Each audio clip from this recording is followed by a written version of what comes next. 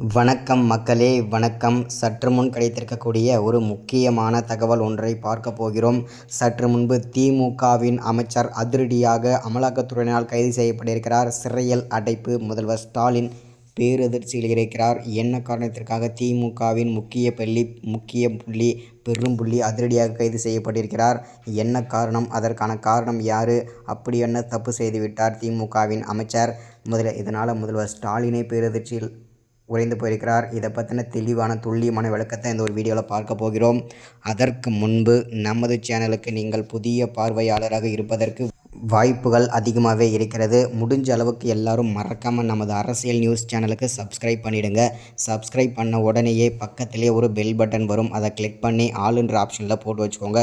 தொடர்ந்து நம்ம வீடியோ போட்டோம்னா உங்களுக்கு நோட்டிஃபிகேஷன் வந்துடும். அதை பார்த்து தெரிஞ்சுக்கலாம்.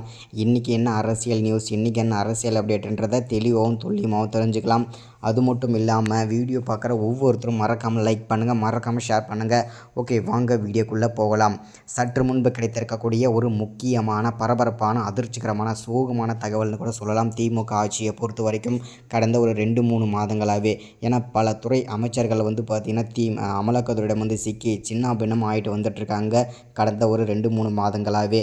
ஸோ அந்த வரிசையில் தற்போது திமுகவின் முக்கிய அமைச்சர் இந்த சர்ச்சையில் தற்போது அதிரடியாக கைது செய்யப்பட்டிருக்கிறார் அமலாக்கத்துறையினால். யார் அப்படின்னு பார்த்தீங்கன்னாக்கா, முன்னாள் அமைச்சரான பொன்முடி மற்றும் துரைமுருகன் அவர்களை அதிரடியாக அமலாக்கத்துறையினால் கைது செய்யப்பட்டிருக்கிறாங்க.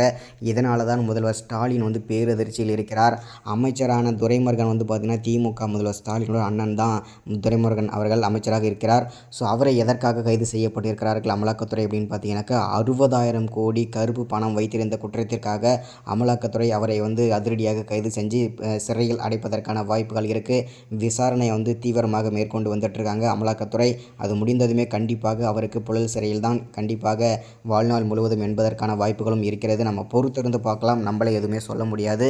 ஸோ அவர் என்ன நிலைமைக்கு போகிறான்றதை நம்ம பொறுத்திருந்து தான் பார்க்கணும்.